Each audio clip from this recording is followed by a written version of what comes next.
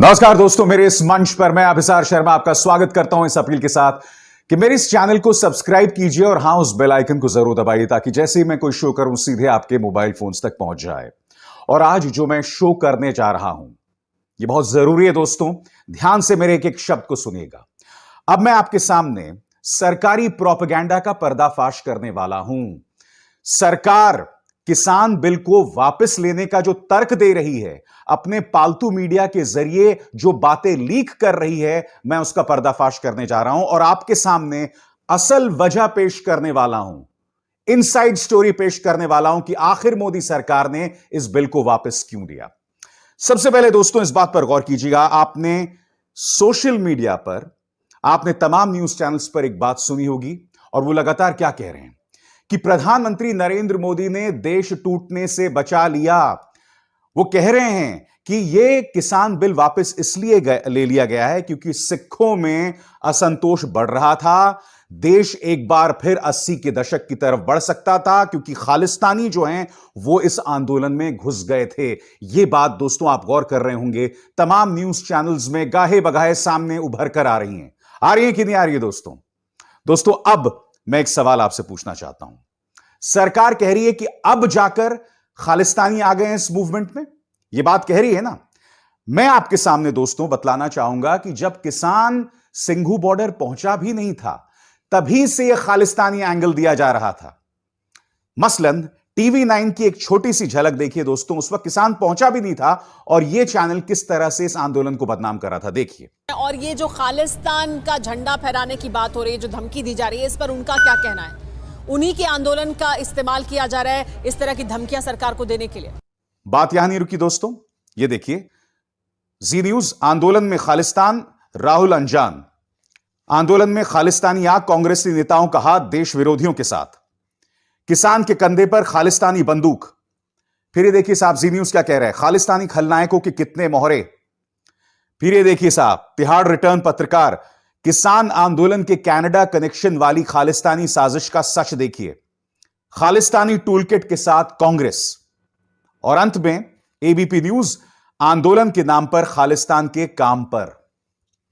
एक साल पहले दोस्तों कुछ कार्यक्रम इसी साल फरवरी के हैं, तो मेरा एक बहुत छोटा सा सवाल है, जब आपको एक साल पहले पता चल गया था कि खालिस्तानी इस आंदोलन में प्रवेश कर चुके हैं, तो आपने एक साल क्यों लगाया 3 बिलों को वापस लेने के लिए? कायदे से आपको एक साल पहले ही हटा लेना चाहिए था, जब आपको पता चल गया था कि खालिस्तानी इस आंदोलन का इस्तेमाल कर रहे हैं और देश 80 के दशक की तरफ फिर से बढ़ सकता है। जब देश के अंदर खालिस्तानी मूवमेंट चल रहा था, तो आपने एक साल पहले क्यों नहीं किया? ये आपने 600 किसानों के मरने का इंतजार क्यों किया? मैं एक और चीज दिखाता हूं आपको। इनके सांसद साक्षी महाराज, 10 सेकंड की इनकी बाइट सुनिएगा, इनका साउंड बाइट सुनिएगा, किस तरह से ये लोग किसानों को बदनाम कर रहे हैं, सुनिए। वो किसान है ही नहीं, या तो खालिस्तानी है, या आतंकी हैं, या दलाल हैं, या राजनीतिक पार्टी या कुछ लोग हैं। और हकीकत क्या है दोस्तों?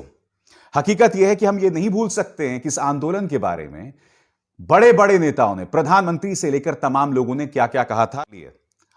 सबसे पहले प्रधानमंत्री नरेंद्र मोदी, उन्होंने आंदोलन जीवी परजीवी बताया था किसानों को। फिर नरेंद्र तोमर, कृषि मंत्री, भीड़ इकट्ठा होने से कानून वापस नहीं होते।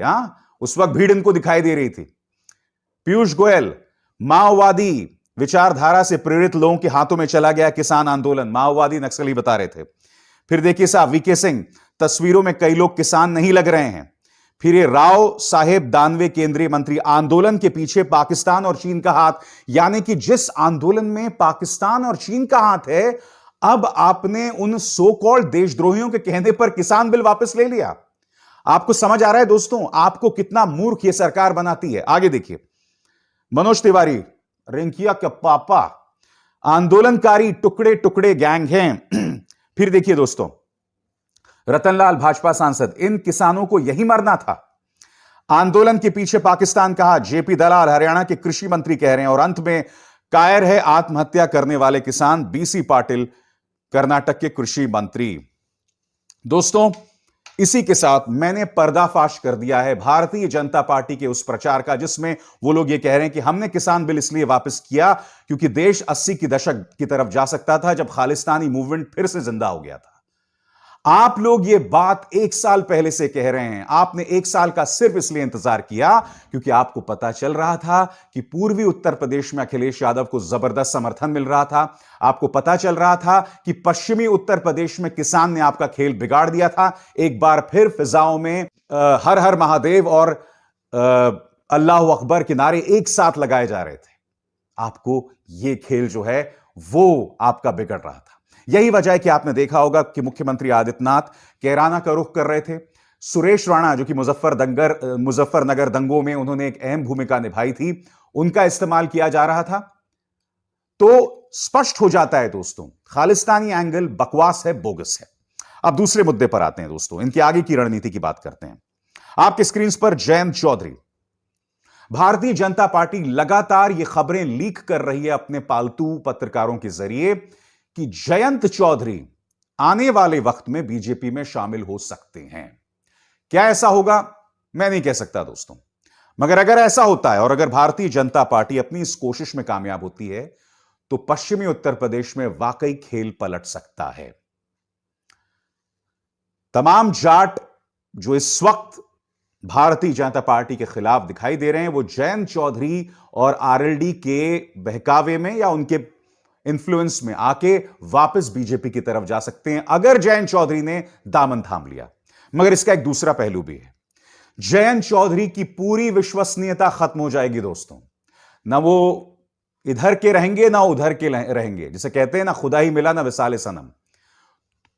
ऐसे में हो सकता है कि जाट नेता उनसे और भी नाराज हो जाएं। वो कह सकते हैं कि आपने 2014 से बीजेपी का हाथ नहीं थामा, अब ऐसा क्या हो रहा है? आपने 2019 में भी बीजेपी का दामन नहीं थामा, अब ऐसा क्या हो रहा है कि आप बीजेपी के साथ चले जा रहे हैं? तो जयंत चौधरी पर इस मुद्दे को लेकर हमला हो सकता है। अब हमें गौर इस बात पे करना होगा कि सोमवार को जयंत चौधरी अखिलेश यादव से मिलते हैं कि नहीं। अब आप कहेंगे सोमवार को क्या हो रहा है? आपकी स्क्रीन पर यह है मुलायम सिंह यादव। सोमवार यानी 22 नवंबर को मुलायम सिंह यादव का जन्मदिन है और अगर उनके जन्मदिन के मौके पर जयंत चौधरी नहीं पहुंचते हैं दोस्तों तो फिर समझिएगा कि पर्दे के पीछे कुछ पक रहा है। जयंत चौधरी कुछ सोच रहे हैं और क्या उस सोच के अंतर्गत वो छलांग लगाकर बीजेपी में जा सकते हैं, खेल वहां पलट सकता है। इसके अलावा आगे बीजेपी क्या कर सकती है? जाट मुस्लिम एकता, मैंने अभी अभी आपको बताया कि हर हर महादेव और अल्लाह अकबर के नारे एक बार फिर लगने लगे हैं, जो कि चौधरी चरण सिंह के जमाने पर लगा करते थे। भारतीय जनता पार्टी की तमाम कोशिश होगी कि जाट मुस्लिम एकता को किसी भी कीमत पर तोड़ना, और इसकी शुरुआत भी हो चुकी है। जैसे मैंने बताया, मुख्यमंत्री आदित्यनाथ कैराना गए, मुजफ्फर दंगों की याद बार बार दिलाई जा रही है, फिर से उस तरह के संवाद को कम से कम बातचीत में शुरू किया जा रहा है। तो अगली उनकी कोशिश होगी जाट मुस्लिम एकता को तोड़ना।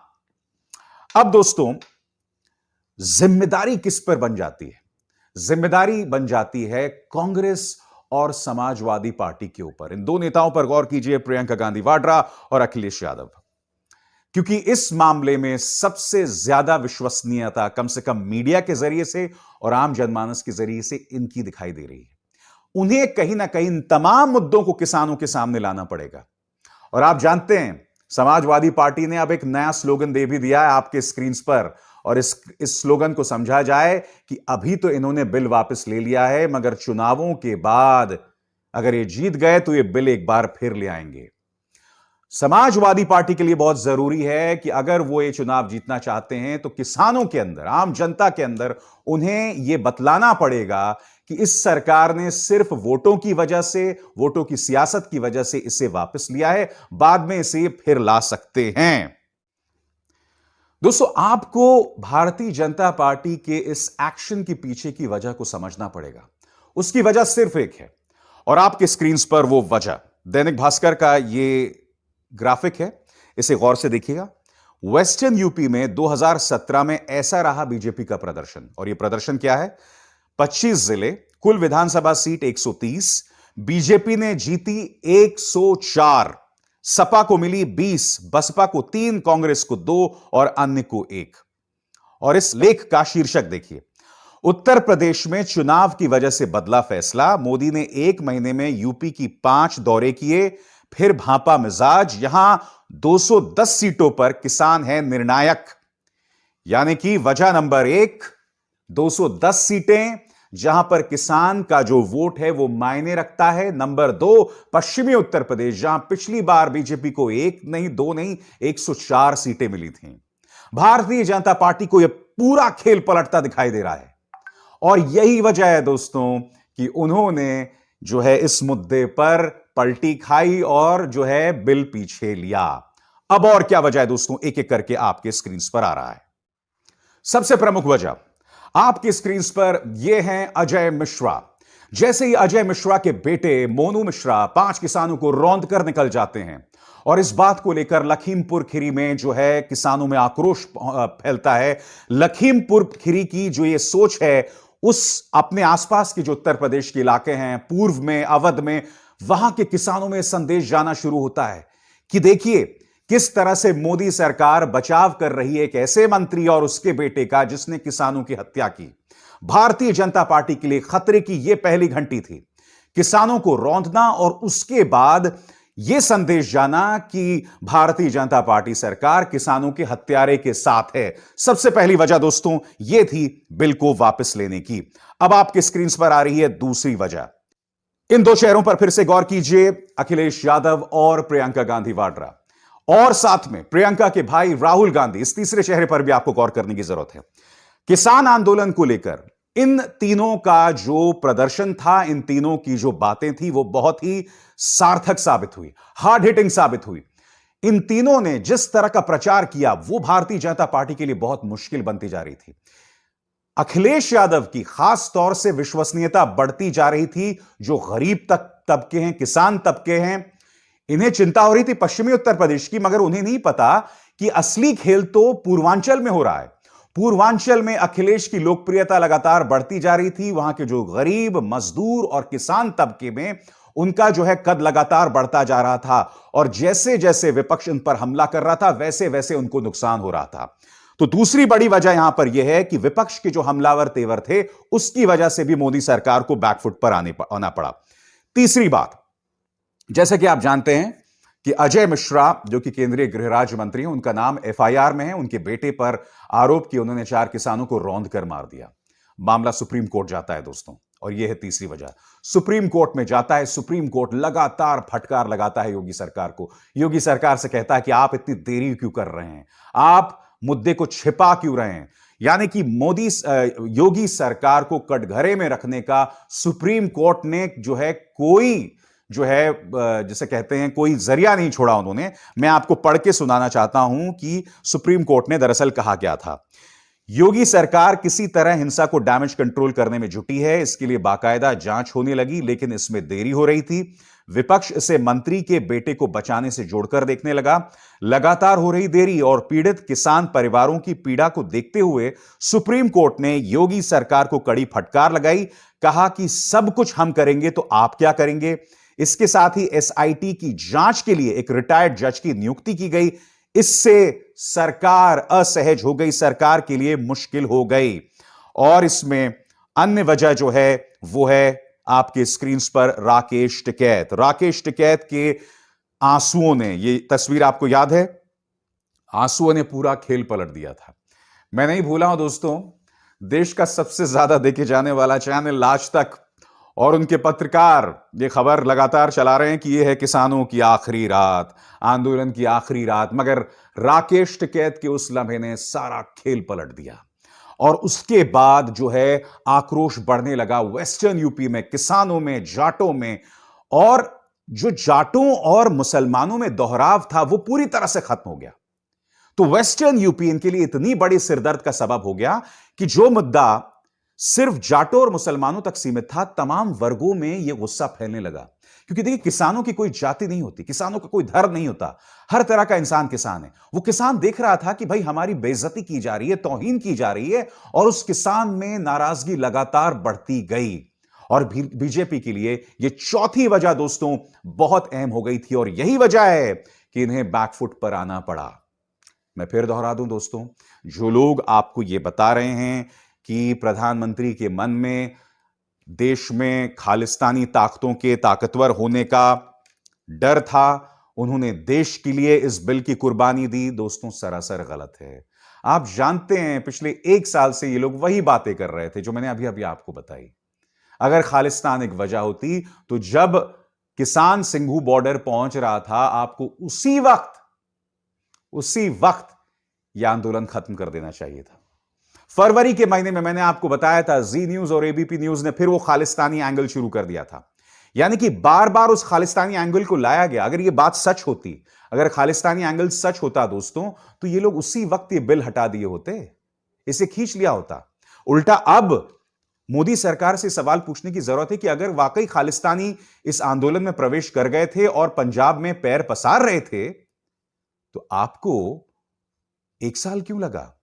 आपने इंतजार क्यों किया? आपने 600 किसानों के मरने का इंतजार क्यों किया? और अगर खालिस्तान 1 साल पहले था, तो 1 साल में तो इन्होंने और जड़ें फैला ली होंगी। हकीकत यह है दोस्तों, अगर खालिस्तान का अगर थोड़ा सा भी कहीं असर दिखाई दिया है, तो उसके लिए जिम्मेदार सिर्फ गोदी मीडिया है। दोस्तों एक बार फिर देखिए आपके स्क्रीन पर किस तरह के कार्यक्रम हमारे किसानों के बारे में चलाए गए, हमारे किसानों को किस तरह से बदनाम किया गया। अगर खालिस्तान ने 0.1% भी इस आंदोलन में अपनी जड़ें फैलाई हैं, तो इसके लिए जिम्मेदार सिर्फ और सिर्फ भाजपा का प्रचार तंत्र और गोदी मीडिया है, और कुछ नहीं। तो देखा दोस्तों, कितने आसान लफ्जों में मैंने इनके प्रोपेगेंडा को धराशायी कर दिया। आप भी अपने दिमाग को खोलें, दिमाग से सोचें, दिमाग से पैदल ना हो, अंधभक्ति ना करें, और जो मैंने आपको बातें कही हैं तथ्यों के आधार पर इसका जवाब दें। अपने हुक्मरानों से ये तथ्य उनके सामने रखें। जो लोग व्हाट्सएप पर आपको झूठ बताते हैं, ये तमाम तथ्य उनके सामने रखें जो आज मैंने आपके सामने रखे हैं। नमस्कार।